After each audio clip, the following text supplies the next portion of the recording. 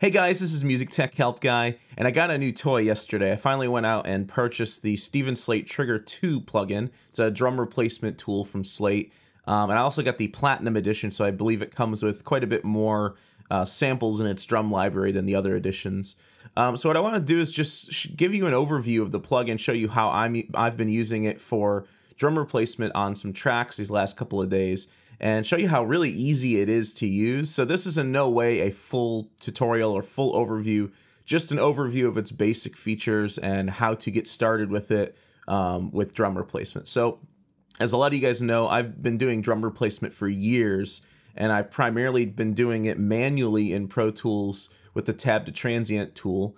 And then in Logic, I've been using the drum replacement tool in Logic. But one of the biggest problems I've had with Logic's drum replacement tool is the phase coherency, like the samples not perfectly lining up with the recording. And then Pro Tools, using the manual method with tab to transients, it's phase accurate, but the problem is it's not easy to alternate samples. With the Slate Trigger, you can alternate the samples, and it's very accurate. So it fixes both of those issues for me. So I just wanted to give you guys a brief overview of the plugin, review of the plugin, what I've been doing with it. So let me play you a track here that I've already got Trigger on the kick, snare, and the toms already. And notice that there's no effects on the kick, snare, toms whatsoever. This is simply just the Slate Trigger layered with some of my layered with the original recording. So here's what this sounds like.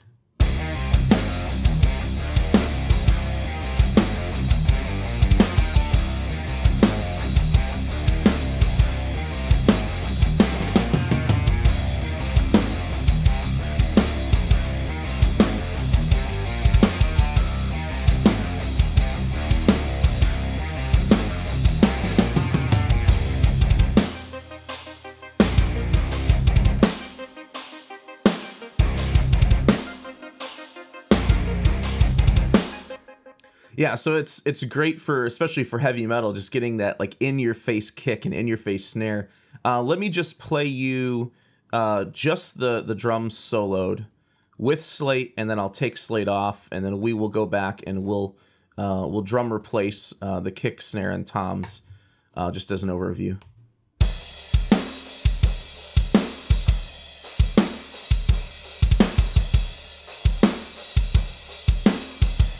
So that sounds great. Let's go to a section where the toms are.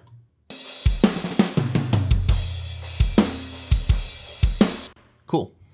This is what it sounds like with Trigger pulled off of these tracks.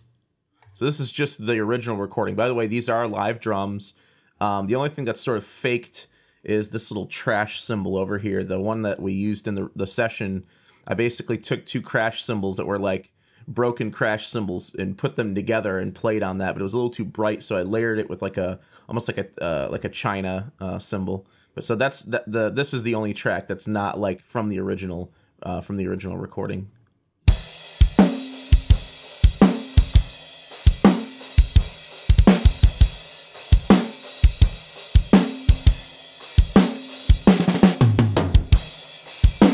So yeah, the original kick actually sounds pretty good. The snare top mic, it's just really, really boxy sounding, really dry sounding. The snare bottom, if I pull in the snare bottom, it's a little brighter, but it just doesn't have that thwack, that definition that I want. And that's a big problem when you're tracking live drums, is if you use a dynamic mic on the snare, you're always going to get a more dull snare sound, but you get less ring or less bleed from the other instruments. If I use a condenser mic, I'm going to get a better snare sound, but I'm going to get all this bleed from the other instruments. So this is where drum replacement really, really is helpful.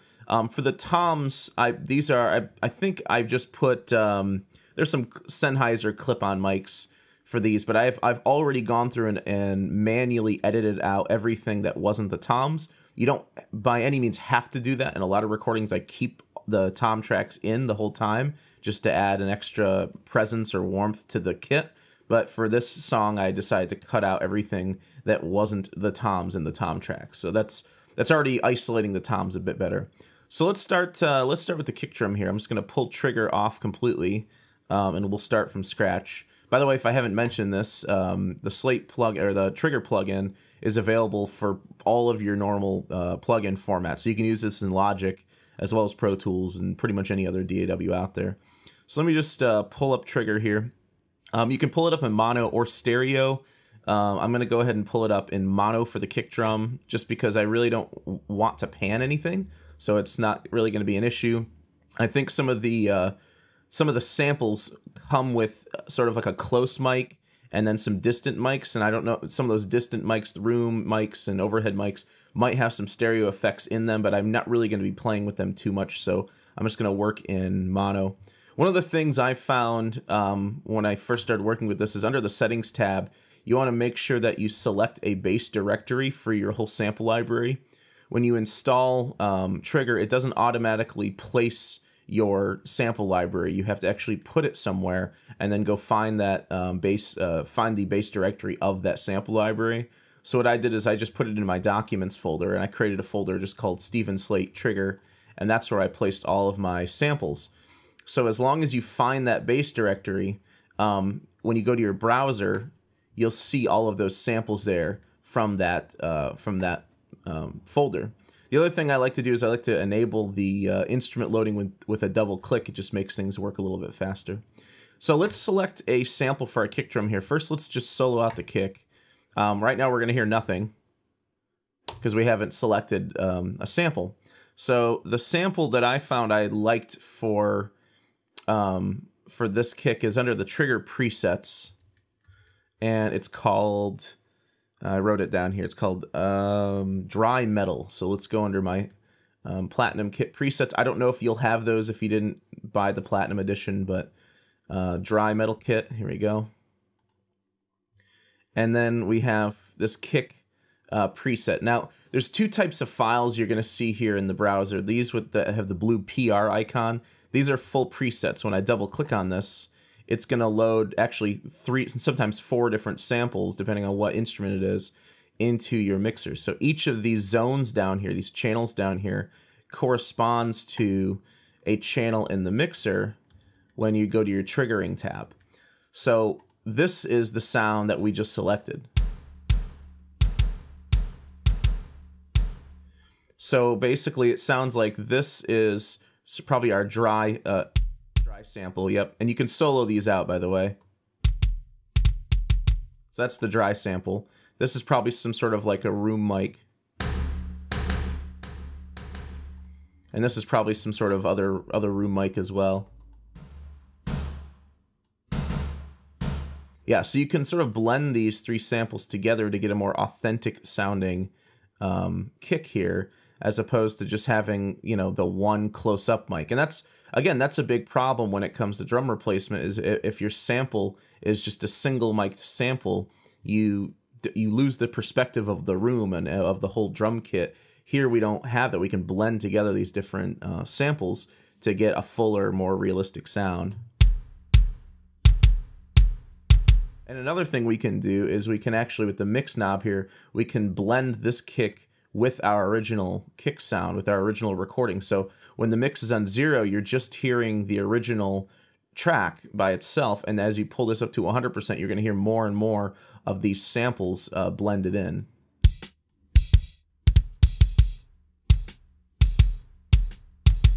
So this is great if you have a source sound that's pretty good. Like our kick is actually pretty good, but one thing you're hearing is there's a little bit of snare drum left in there. I did run this through a gate, but the gate didn't quite take out all of the snare.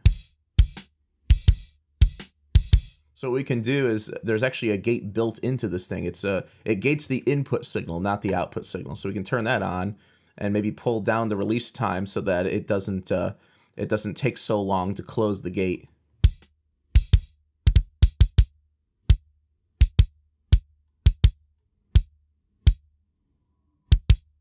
And you can see there in the analysis, it's showing some of those waveforms are darker now, so it's cutting out that snare sound. So let's go ahead and blend this back in with our sample, and let's see what that sounds like.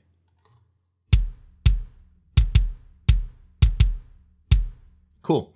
Other things you can do is you can pan each channel, although I'm working in mono, so it's not really going to do us any good here. You can tune each channel, although I'm not a big fan of tuning the samples because it just doesn't sound right, but you can tune each sample up or down by, I think it's 100 not semitones, 100 cents.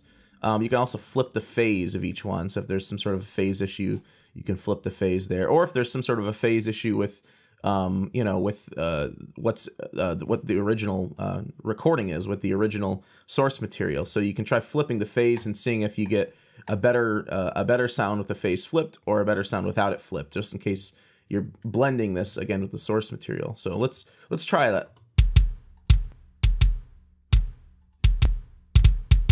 Yeah, it sounds like with the phase not flipped, we're getting more low end. So it's probably most likely more in phase without this flipped. Another thing I forgot to go over is when you're in the browser, I primarily work off of these presets. But if you want to select an individual sample and you don't want to use a preset, like if I want a very specific kick drum, you can click on the kick folder or the instrument folder, and you'll see this red icon, the IN. This is for instrument. So these are individual instrument files, samples. So when I use these, you're going to use them individually. You're not going to use them as a group. When you double click on these, it's not going to load a whole bunch of samples. It's just going to load one sample. So that's if you want to just grab one sample at a time. All right, cool. So the kick drum sounds good. Let's move up to the snare drum now. And let's hear what this sounds like by itself. Yeah, I mean, I don't mind how, like, the boxiness so much. I actually like how much meat it has, but it needs a lot more high end and a lot more thwack and attack to it. So let's throw a trigger on here too. For this, I'm gonna still work in mono. I'm gonna work in mono for all of these, honestly. Let's go to the browser, and the preset I used for this was the Angry Rock Kit. So let's find that one. Here we go, Angry Rock Kit, and we got snare 18 here. Double click, pulls it up in our mixer. Yeah, for this I probably want to hear a little bit of the rooms, but let's pull the dry signal up quite a bit. Now, if you want to adjust the analysis and what notes it actually triggers, you can play with the sensitivity and the detail knobs. The detail knobs is going to basically pull in your analysis, so softer things are actually included in the triggering analysis. And sensitivity is just the sensitivity of the analysis itself. Just for example, if you pull the sensitivity down, you'll find that less and less notes are going to be re-triggered, or going to be triggered. And as you pull this up, more notes are going to be included in the analysis. So it's both of these two knobs that adjust how many notes or what notes are actually are triggering a sample. Just like before, I want to blend the original mix with our sample. So let's see what this sounds like.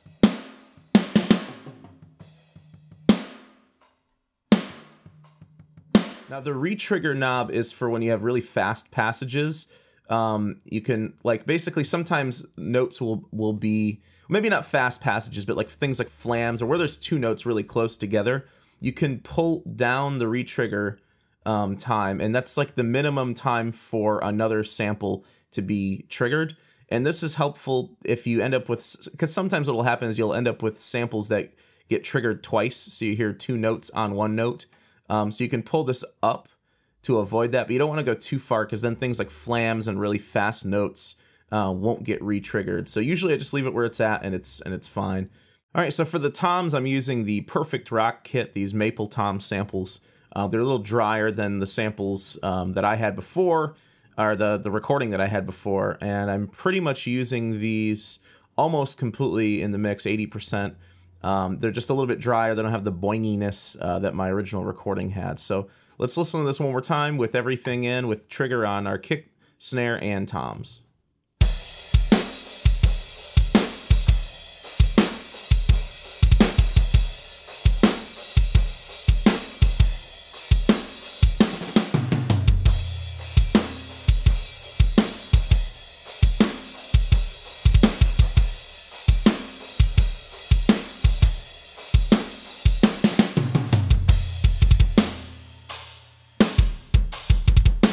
Now there's this one spot here with these rolls. I may end up pulling, yeah, I think I'm going to pull the mix down a little bit so I can hear those rolls a little bit better.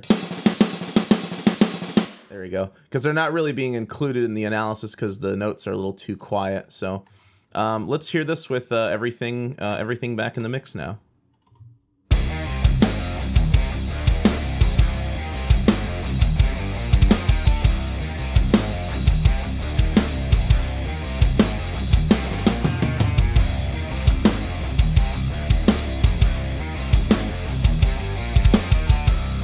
Alright guys, that's a stripped down overview of the basics of the Trigger plugin. Just so you guys know, there's a lot more deeper functions in this plugin to explore that I didn't show. Most of them have to do with improving the accuracy of the replacement and the analysis, but even just straight out of the gate, as I've shown you here, you can get a great drum sound.